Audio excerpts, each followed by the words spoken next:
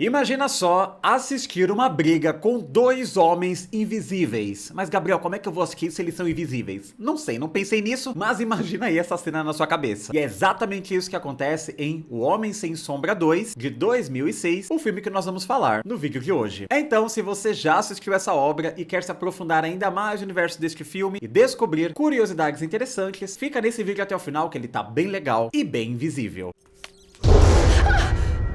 Eu sou o Gabriel, esse é o canal Videoterapia. Se você é novo por aqui, se inscreva agora mesmo que será bem legal ter você conosco. Deixa o seu like e um comentário no início do vídeo, que ajuda bastante a impulsionar o conteúdo. Então já coloca aqui nos comentários o emoji de um nada. Não, é sacanagem, né? Coloca aqui nos comentários o emoji de uma fumaça, que eu vou deixar um coraçãozinho pra vocês. Se você ainda não me segue no Instagram, vou deixar aqui na tela. Me siga por lá, que eu sempre aviso quando sai vídeos novos. Também faço conteúdos extras, então vão lá no Instagram, que será bem legal ver vocês por lá também. Nada que fazer ali invisível e não aparecer por lá, tá? Quero ver o rostinho de vocês lá no meu Instagram, então corram lá. Recentemente eu trouxe aqui pro canal a análise completa de O Homem Sem Sombra, de 2000, clássico maravilhoso, que eu acho que todo mundo assistiu. Se você não viu o meu vídeo, vou deixar aqui nos cards para vocês conferirem. Muitas curiosidades legais de bastidores, eu falo sobre os efeitos especiais, que são referências até hoje em dia, quando se fala de filme de terror. Então é um filme que, pra mim, ele beira a perfeição. E vocês pediram muito para eu trazer aqui pro canal a análise do segundo filme. Se você não sabe, pois é, existe um segundo filme, não é 1º de abril, não estou trolando vocês, só que esse filme ele teve um lançamento mais contido, já que ele foi lançado diretamente para DVD. Ele pegou carona com aquelas coisas que a gente chama de sequência caça-níquel. São sequências apenas para ganhar dinheiro, vender DVD, aquela coisa toda. Isso foi muito comum nos anos 90 e início dos anos 2000. Sequências lançadas apenas para a mídia física. A Disney popularizou muito isso nos anos 90 com seus VHS. Então teve Pequena Sereia 2, Rei Leão não sei o que, Aladdin não sei o que lá. E era uma forma de impulsionar a venda da mídia física. Fora também que essas sequências estranhas faziam sucesso nas locadoras. Foi uma coisa muito popular nos anos 90 e início dos anos 2000. Não é segredo pra ninguém que eu sou apaixonado, mas assim, loucamente apaixonado pelo primeiro filme. Eu amo esse filme, eu tive uma obsessão por muito tempo com ele, era uma coisa assim, bem tóxica, tá? Eu tive um relacionamento tóxico com esse filme e eu assisti, obviamente, o segundo filme várias e várias vezes. Eu tinha um DVD bem pirata, mas sabe aquele DVD pirata safado? Que a capa era uma capa safada, com cenas do primeiro filme, cenas do segundo filme, aí juntaram tudo ali no Paint e fizeram uma capa safada. Então eu assistia muito os dois filmes, só que eu amava assistir o primeiro. Por incrível que pareça, eu já conheci pessoas, na verdade, uma pessoa, que prefere o segundo filme do que o primeiro. Na época que eu tava na escola, tinha um amigo meu, não era bem amigo, mas ele tava ali na rodinha, né, próximo dos meus amigos, e ele começou a falar que assistiu o filme do Homem Invisível. Como só tinha o Homem Sem Sombra na época, não tinha nenhum outro filme com esse nome, assim, aí eu deduzi que fosse o Homem Sem Sombra. Aí eu falei, o Homem Sem Sombra, aquele que é o cientista que fica invisível, ele falou, isso, esse mesmo. E aí a gente começou a trocar ideias sobre esse filme, porque eu já gostava muito, eu já tinha um DVD com os dois filmes. Aí ele falou, nossa, achei muito legal, divertido. E eu comecei a falar cenas do primeiro filme, eu achei que ele estava falando do primeiro filme. Aí eu falei, nossa, aquela cena do chimpanzé voltando, né, com a cor natural e não sei o que, saindo da invisibilidade. Aí ele falou, chimpanzé? Mas não tem nenhum animal nesse filme. Aí eu falei, como não tem animal, gente? Aí eu comecei a falar de outras cenas, a cena do elevador, que eu acho maravilhosa. Aí ele, não, mas não tem essas cenas. Aí eu falei, acho que ele assistiu o segundo filme. Aí eu comecei a falar de algumas cenas do segundo filme. Aí ele falou, isso, é esse mesmo, você tá confundindo. Eu falei, não estou confundindo, existe um primeiro filme. E o primeiro é ainda melhor do que esse aí que você assistiu. Aí ele falou, caramba, que legal. Aí eu comecei a fazer uma puta de uma propaganda do primeiro filme e eu emprestei o meu DVD pra ele. Aí isso foi numa quinta, aí, sei lá, passou o final de semana. Na segunda-feira, ele trouxe meu DVD de volta. Meu, que filme chato. Eu gostei mais do segundo filme. Achei o primeiro muito parado, não tem ação, não tem nada. Aí eu fiquei, meu Deus, como não tem ação? A gente brigou, tá? Foi uma discussão, foi bem uma discussão calorosa mesmo, porque eu não aceitava. Falei, como é possível falar que o segundo é melhor que o primeiro? Hoje, eu tenho a maturidade de que gosto é uma coisa extremamente pessoal. É que é difícil quando você tem as referências do primeiro filme e você assiste esse segundo, cara, é um abismo de qualidade, né, de diferença. Hoje eu tenho essa maturidade de entender, mas na época eu fiquei putaço com esse colega, eu falei, meu, é absurdo, você não entende nada de filme, é uma pessoa louca, né? O estilo dele de filmes, ele gostava mais de ação, é coisa mais dinâmica, correria, armas. E é diferente do primeiro filme, é mais um terror psicológico, você entende, né? É o psicológico do Sebastian Cain, daqueles outros cientistas, então é uma outra pegada. Mas mesmo assim, com a minha maturidade de hoje, se alguém falasse que o segundo é melhor, eu ia brigar do mesmo jeito. Não ia fazer isso não. Se você já é um inscrito aqui do canal, você sabe muito bem como esse tipo de vídeo funciona por aqui. Então eu vou contar a história completa do filme, com muito spoiler, vou falar alguns pontos que eu observei enquanto reassisti a trama, vou falar da produção, curiosidades de bastidores e como esse filme conseguiu chegar no efeito visual do final do filme, porque, olha, por incrível que pareça, esse filme investiu e conseguiu trazer efeitos visuais bem interessantes, mesmo com um orçamento baixo pra caramba. Esta obra é dirigida por Claudio Fan. Este diretor, ele é muito famoso para filmes de DVD. Então, toda vez que um estúdio precisa de filme para DVD, uma sequência esquisita, contratam esse diretor. Se vocês olharem o currículo dele, só tem filme esquisito. E é uma obra que tem poucos personagens. Ninguém do elenco do filme anterior está de volta aqui, então tem poucos personagens que realmente fazem a diferença na trama, que aqui no caso nós temos o Homem Invisível, Michael Griffin, interpretado por Christian Slater. Pois é, Christian Slater é o Homem Invisível neste filme. Seguindo para o policial Turner, interpretado por Peter Facinelli, que quem assistiu Crepúsculo vai reconhecer na hora o rostinho desse cara. E seguindo para a doutora Meg Dalton, interpretada por Laura Regan. Esses são os personagens que realmente importam, porque tem um monte de gente que aparece que não tem significância alguma, mas ok, né? A gente ignora e segue com a história. Este filme não é uma continuação direta do filme anterior. Aqui tem um salto temporal de alguns anos e nós descobrimos que os militares, depois de tudo que aconteceu lá no laboratório do Dr. Cain, eles conseguiram recuperar algumas fórmulas, alguns códigos matemáticos para dar continuidade à fórmula da invisibilidade. Então, este filme nós vamos acompanhar como é esta explosão com o Homem Invisível, como isso pode apresentar riscos para a sociedade. O filme começa em uma cena de coquetel oferecido por um cara super importante lá em Washington, aquela coisa toda, todo mundo de terno, não sei o quê. Até que um cara do nada é atacado no meio dessa festa e ele fica assim, tipo, meu Deus, quem tá me atacando? Essa cena inicial é muito interessante, tá? Aí ele acaba indo pro banheiro e aqui ele tem o diálogo com alguém invisível. Então o Homem Invisível já está atacando no meio de uma festa. E o cara ali que tá sendo atacado, ele tá parecendo que tá bêbado, porque, tipo, ele já estava tomando uns drinks, né? E aí ele começou a dançar, fazer um negócio esquisito ali, uma capoeira. Fato é que este cara invisível que atacou ele está em busca da fórmula para voltar ao estado natural, porque ele está invisível há muito tempo, isso já está afetando a cabeça dele e ele quer sair do estado do nada, ele quer voltar para a realidade. E eles chamam esse negócio de fórmula. Nossa, que secreto, né? Fórmula. O cara que está apanhando fala que ele conhece uma doutora que tem esta fórmula e pode conseguir trazer esta pessoa invisível de volta. E ele diz que esta mulher se chama Meg Dalton, ela que desenvolveu o soro. Esse cara que foi atacado, ele, antes de morrer, porque ele vai morrer aqui no banheiro, ele solta um alerta de que o Homem Invisível está indo atrás da doutora Meg. Esse início de filme eu achei bem interessante, tá? Porque os efeitos funcionam muito bem, tem essa coisa do sangue, lembra um pouco a aparência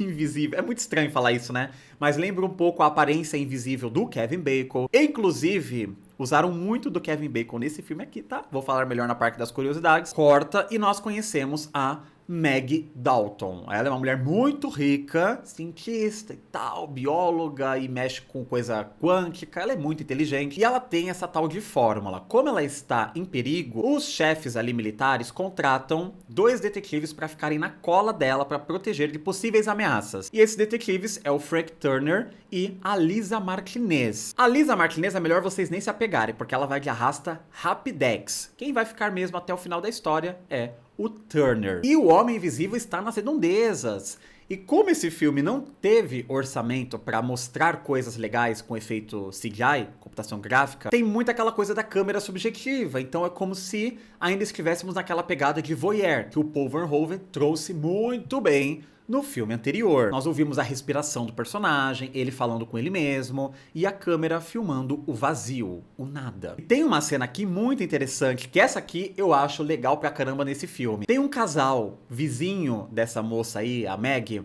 que eles estão fazendo malemolências bem safadinhas na frente da câmera. Eles estão filmando, sim. O que eles vão fazer depois? Não sei com essas imagens, mas eles estão filmando. A mocinha, ela tá muito tímida, não sei se eu faço, não sei se eu não faço, não sei se eu tiro, não sei se eu não tiro. Como eles estão fazendo no escuro, eles deixam a Sony Cybershot ligada no modo de luz noturna, porque tem aquela coisa, né, no modo noturno, aí você tem aquela imagem meio esverdeada e não sei o quê. E aqui é estabelecido que é possível enxergar o homem sem sombra, o homem invisível, na visão noturna de uma câmera. E isso nem foi estratégia de marketing da própria Sony, né, que fez essa continuação para vender a sua nova linha tecnológica de câmeras com visão noturna. Achei a ideia interessante. Marqueteiros, né? Beleza, eles estão ali filmando a malemolência toda e o homem invisível fica passando em frente à câmera e ele toca o terror e fica ali de voyeur vendo aquele casal se pegando. Essa cena eu achei muito Paul Verhoeven. Eu acho que isso aqui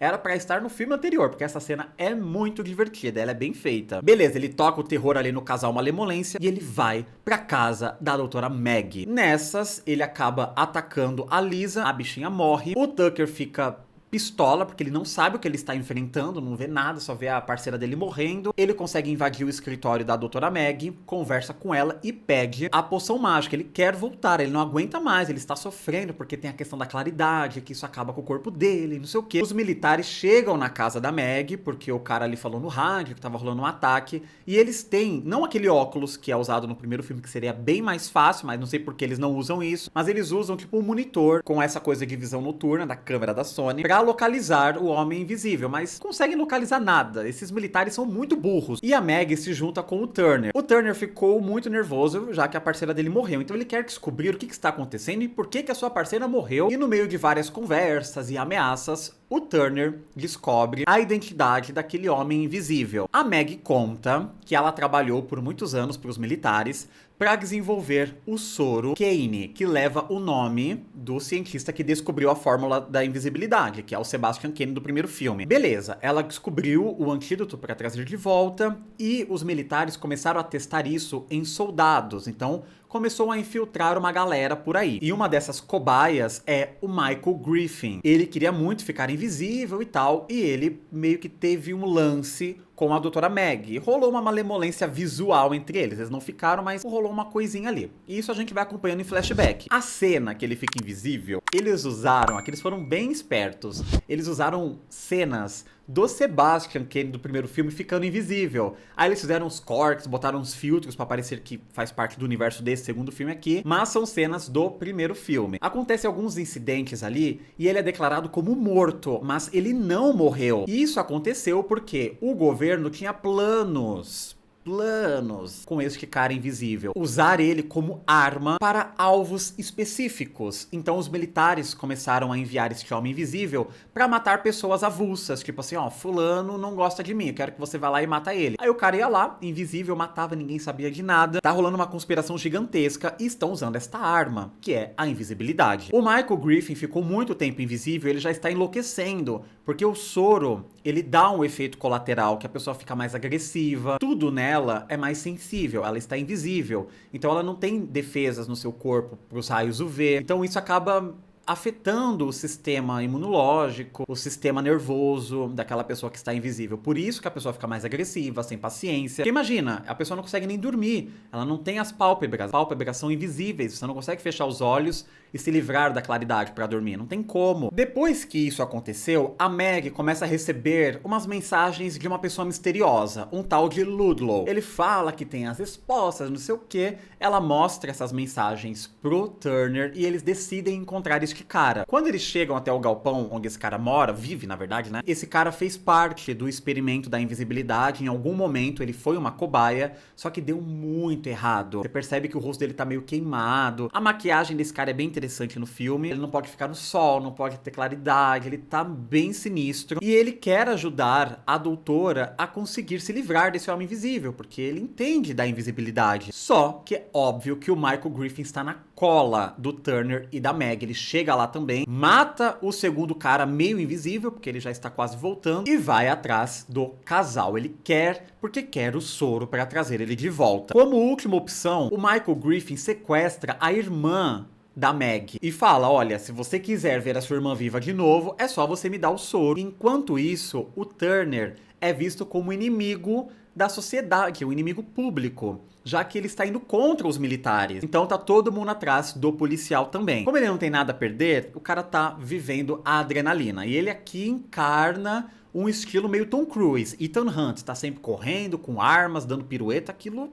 tudo, né? Até que chega uma parte que o Michael se encontra em um local público pra haver esta troca de informações, né? A Meg vai dizer pra ele tudo que ele sabe, falar do soro, e ele vai devolver a irmã da Meg. Isso numa estação de trem. Aí, o detetive Turner, ele usa uma câmera da Sony de visão noturna para tentar enxergar o homem invisível. Os policiais também estão na cola dele, tá todo mundo ali. E o Michael, ele está com o soro da invisibilidade que ele roubou ali de um laboratório. Ele leva a Meg para um canto daquela estação, tipo uma loja de roupas dentro do vestiário ali. E ele quer aplicar o soro da invisibilidade nela, porque assim ela vai ser obrigada a fazer a fórmula para trazer eles de volta, já que ela não vai querer ficar invisível. E no que ele está aplicando o soro nela, o Turner aparece, aí rola toda aquela briga. O Michael Griffin leva a Meg embora. O Turner fica preso dentro daquela loja de roupas e a seringa da invisibilidade está ali no chão. Então o que ele faz, para conseguir escapar sem ser visto, ele aplica o soro da invisibilidade nele. Então esse soro da invisibilidade está muito acessível.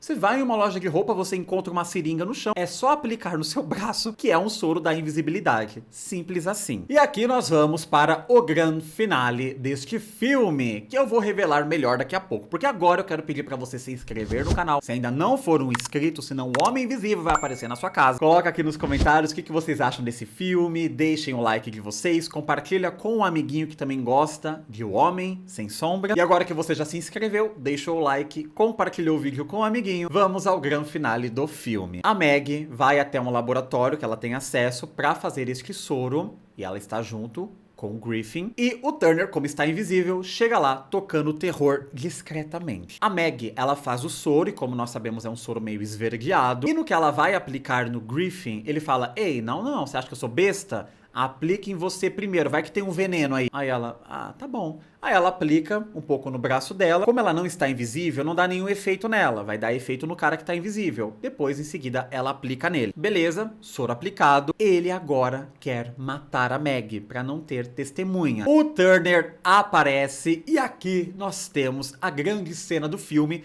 que foi até para a capa do filme, que é a briga dos homens invisíveis. Uma cena muito fácil de filmar, né? Porque é só você deixar a câmera parada num cenário e dizer que tem dois homens invisíveis ali brigando. Ninguém vai ver mesmo. Bota uma dublagem. Oh, não. O soco e tal. Aqui eles tiveram um capricho. Durante a cena da briga dos homens invisíveis, está chovendo. Então nós vemos a água molhando o corpo dos personagens. E aí dá pra saber quem tá batendo, quem tá apanhando. Essa cena é bem feita, é interessante e fez muito sucesso em DVD. É claro que o efeito disso não é tão refinado quanto do primeiro filme, mas funciona muito bem. O Griffin acaba batendo com força no Turner, ele fica ali caído, e ele vai pra cima da doutora Meg, querendo acabar com ela. A Meg tá ficando meio esquisita, mas surgiu uma olheira nela, ela tá ficando com uma meio pressão baixa, meio falta de vitamina D. Nós não sabemos exatamente o porquê que isso está acontecendo com ela, mas já já vamos descobrir. Enquanto isso, o soro de trazer o Griffin de volta começa a fazer efeito. Então nós vemos ele retornando à sua forma original, agora com o rosto do ator. Só que alguma coisa está errada, ele está sentindo muitas dores, o rosto dele fica bem deformado, com umas manchas assim. E ela fala que aplicou nele veneno de rato. Ela não fez nada de soro para reverter invisibilidade, coisa alguma. Ela aplicou veneno de rato nele. Ela também aplicou nela alguma coisa no braço, lembra? Ou seja, ela está se sacrificando para salvar o mundo de um homem invisível. Então por isso que ela tava ficando estranha com falta de vitamina D na cara. Ela aplicou o veneno de rato nela também, só que uma quantidade menor, mas mesmo assim aplicou. O Turner aparece e mata o Griffin, arranca a cabeça dele com uma pá. Em seguida, ele pega a doutora Meg, leva pro hospital, e aí nós vamos pra última cena do filme, que é a Meg com a sua irmã no hospital, se recuperando da coisa do veneno de rato, e o filme termina com o Turner invisível, ali andando pela rua com o moletom e a sua invisibilidade, dando a entender que se fosse rolar um terceiro filme, a história seria do Turner lidando com a invisibilidade. Olha, a história do filme é interessante, eu não acho assim aquela história horrorosa, tenebrosa. Eu contando aqui faz parecer melhor, mas você assistindo você fica, ai, gente, sério? Nossa, tem umas coisas que são difíceis de você engolir, sabe? Algumas atuações ficam estranhas, principalmente da atriz que faz a Meg, sei lá. É meio esquisito. Como que surgiu essa ideia, né, de fazer uma sequência deste filme? Obviamente com o sucesso do primeiro filme. O primeiro filme, ele fez muito sucesso, mas não foi aquele sucesso estrondoso. Ele arrecadou menos de 200 milhões de dólares. E as expectativas do estúdio é que o filme se tornasse uma grande bilheteria, tipo 500 milhões de dólares, já que teve um orçamento de 100 milhões. Só que não foi exatamente o que aconteceu. Quando o filme foi lançado para home video, na época DVD e VHS, ele foi um estouro, ele vendeu pra caramba, batendo quase o que ele fez na bilheteria global de cinema. Isso acendeu o alerta de que talvez fosse melhor lançar este filme, a continuação, né, apenas para DVD, apenas para home video, porque o primeiro fez muito sucesso em home video. E aí começaram aquelas coisas, né? Vamos fazer um roteiro, vai trazer Kevin Bacon, não vai ter Kevin Bacon. Na época, essa coisa de filmes para televisão, filmes exclusivos para mídia física, era visto como o lado B de atores. Então, as grandes estrelas jamais iriam se envolver em obras apenas lançadas para televisão. A galera queria ver no cinema. O cinema era o único auge que existia naquele período. Hoje em dia, nós temos essa coisa do streaming, então tem vários filmes originais da Netflix, Prime Video, Apple TV, e os atores grandes estão migrando também para os filmes exclusivos de streaming. Então a realidade hoje mudou, mas naquela época, nunca que uma Nicole Kidman, por exemplo, ia fazer um filme lançado apenas para DVD. Jamais um filme apenas para home video, não. Isso ia manchar a imagem do artista, por mais que pagasse bem em alguns casos, mas era visto como um cinema menor. Agora, hoje em dia, Nicole Kidman tá em tudo quanto é série, Kevin Bacon já fez série, todos os grandes astros, Meryl Streep, todo mundo migrou muito bem pra essa coisa de assistir em casa, o home video. Bom, beleza, então em 2004, 2005, começaram as negociações para fazer uma continuação de O Homem Sem Sombra. O objetivo da Sony Pictures Home Entertainment, que é a ala voltada apenas para home video, era puxar mesmo o gancho do primeiro filme, pegar carona com o sucesso e lançar esta sequência em DVD e Blu-ray. O investimento não é de um grande filme, então aqui foi investido bem menos do que foi investido para o filme original. Com isso, eles tiveram que tomar algumas decisões criativas para enxugar o máximo possível do orçamento e dedicar dinheiro apenas para CGI. Então, o restante vamos lidar da melhor forma possível. O roteiro ficou nas mãos de Joel Solson, especialista em continuações de filmes de terror e suspense de baixo orçamento, mais especificamente para home video também. Algumas versões iniciais do roteiro previam vários soldados invisíveis e uma trama militar maior. Mas tudo isso foi reduzido para caber no orçamento apertado do filme. Então, era para ter uma cena que eu fico imaginando na minha cabeça como seria, de um exército de soldados invisíveis. Tiraram esta cena. Como eles não tinham a possibilidade de trazer personagens do primeiro filme, eles fizeram a homenagem chamando o projeto de Projeto Kane, em homenagem ao Sebastian Kane do primeiro filme. Para o elenco, quem foi contratado para ser o grande vilão foi o Christian Slater, mas outros nomes quase interpretaram este vilão aqui, como o Michael Biehn e o Billy Zane, que quem assistiu o Titanic conhece muito bem ele, né? E vocês lembram que o Kevin Bacon só aceitou participar do primeiro filme porque ele achou que ele não fosse aparecer no set de filmagens, que só ia usar a voz dele, e é isso, que ele fosse ganhar o dinheiro dele e nem ia trabalhar direito. Mas acabou sendo o filme que o Kevin Bacon mais trabalhou na vida. O cara teve que estar 100% no set de filmagens, mesmo invisível. Só que aqui, o Christian Slater teve a experiência que o Kevin Bacon queria ter tido no filme anterior. Ele praticamente nunca apareceu no set de filmagens. Ele foi apenas um dia para fazer aquela cena onde ele está visível, com as manchas e não sei o que. Ele nem contracenou com alguns atores. Ele foi filmado numa tela verde, depois incluíram isso na pós-produção. Então ele teve o trabalho dos sonhos, ganhou a grana dele e não apareceu para filmar em nenhum dia. A única coisa que foi usada foi a voz. Então ele fez um trabalho de narração. E foi por isso que ele aceitou o projeto, porque ele queria trabalhar a voz dele. Ele não teve a chance de fazer isso com outros projetos, então ele viu aqui a oportunidade perfeita. Como eles tiveram um orçamento ridículo, eles tinham que fazer tudo isso com, assim, tipo, preço de banana pra época, ali entre 10 e 20 milhões de dólares. Ah, Gabriel, é muito dinheiro. Com certeza, eu adoraria ter 10 milhões de dólares na minha conta agora. Mas pra uma produção, é pouca grana. Olha só como que foram as coisas. O Christian Slater, ele apareceu no set de filmagens com a roupa verde, igual aquela do Kevin Bacon no making of. Mas o negócio ia ficar tão caro para deletar ele digitalmente, gravar depois a mesma sequência, só que sem os atores. Isso ia demandar tempo e dinheiro. Então o que eles fizeram? Tiraram o Christian Slater e falaram, ó, não precisa aparecer. Você vai ficar invisível mesmo, não vem com roupa verde, nem nada. Só não aparece e depois você narra as suas falas para fingir que você está na cena. Então, diferente do primeiro filme, que o Kevin Bacon estava em todos os momentos onde ele estava invisível, com roupa verde ou roupa azul, aqui eles filmavam o nada. Então, tava lá na rua, Griffin estava conversando com alguém, a pessoa tava falando sozinha, não tinha ninguém ali, nada foi tirado depois digitalmente. E aqui eles economizaram muita grana, porque eles sabiam que a cena final da briga com os Homens Invisíveis iria demandar dinheiro, então eles guardaram tudo para aquela cena. Para poupar gastos, o filme foi filmado no Canadá. Com isso, eles tiveram algumas isenções fiscais, aquela coisa toda, que o Canadá sempre ajuda os Estados Unidos. Diversos prédios públicos e estúdios reaproveitados de outras obras que estavam sendo filmadas naquela época foram usados para representar locais como hospitais,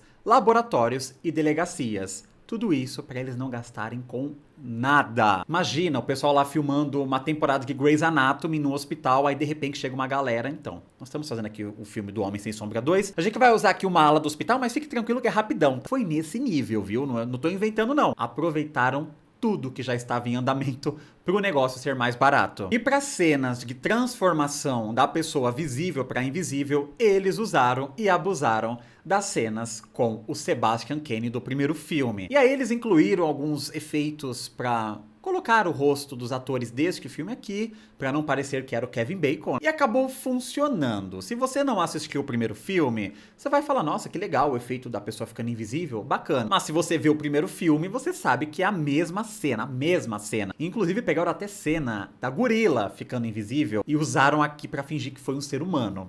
Olha isso. E pra cena da briga dos Homens Invisíveis, aí sim eles usaram a roupa verde pra fazer o negócio funcionar com a água e não sei o quê. E a cena teve um resultado legal, porque todo o orçamento do filme foi pra essa cena. Até na trilha sonora eles deram um jeito de economizar grana, tá? Eles pegaram alguns itens musicais deletados do Marco Beltrami, de obras famosas que ele fez, como Pânico. Então a trilha desse filme é uma reciclagem de tudo que foi deletado do Marco Beltrami, que de alguma forma ficou sob o domínio da Sony, por algum contrato ali que foi feito. Então tudo foi reciclado. Gente, esse filme aqui é um trabalho de escola, né? Tudo é reciclado. Eles usaram bem a cabeça pra fazer o negócio dar certo, tá? E isso nós temos que dar o mérito pro filme. Por isso que é importante um diretor que entenda de sequências de home video, que é o caso do diretor desse filme, porque aí ele sabe lidar com esta coisa de economizar no orçamento, porque sempre é um orçamento limitado, porque o retorno é diferente do retorno financeiro do cinema. Para esta sequência, a Sony exigiu algumas condições, que o filme fosse em um ritmo mais acelerado, começando a ação e o suspense já nos primeiros minutos, e é o que acontece.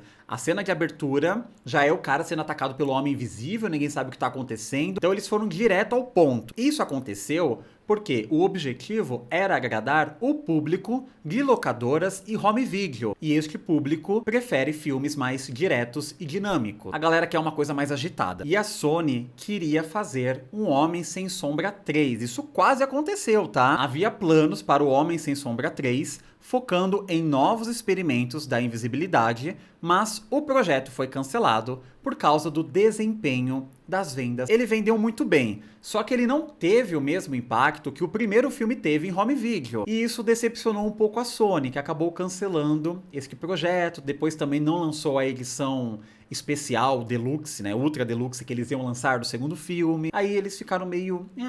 perderam a emoção. O filme foi lançado oficialmente no dia 23 de maio de 2006, em DVD e Blu-ray, e depois ele saiu para cópia digital. Aí as pessoas poderiam alugar e comprar o filme digitalmente. Mesmo que ele tenha sido massacrado aí pelos críticos, eles conseguiram lidar com essa coisa do orçamento menor, e o resultado foi satisfatório, porque assim, por mais que as atuações fiquem no meio do caminho, são atuações sólidas, o diretor sabe o que ele quer, então não é uma obra mal filmada, ele não é mal editado, o filme ele tá da hora. É que ele é a continuação de um grande filme, então tudo aqui é menor, porque você compara diretamente com a obra do Paul Verhoeven, que é uma coisa sublime, é uma coisa maravilhosa. Então o problema de O Homem Sem Sombra 2 é ele ser uma continuação. E esse é o filme e as curiosidades de O Homem Sem Sombra 2. Coloca aqui nos comentários se vocês conheciam esse filme, se vocês já assistiram. Vocês preferem o primeiro ou o segundo? Ah, e coloca aqui nos comentários também qual outra continuação bizarra de um filme famoso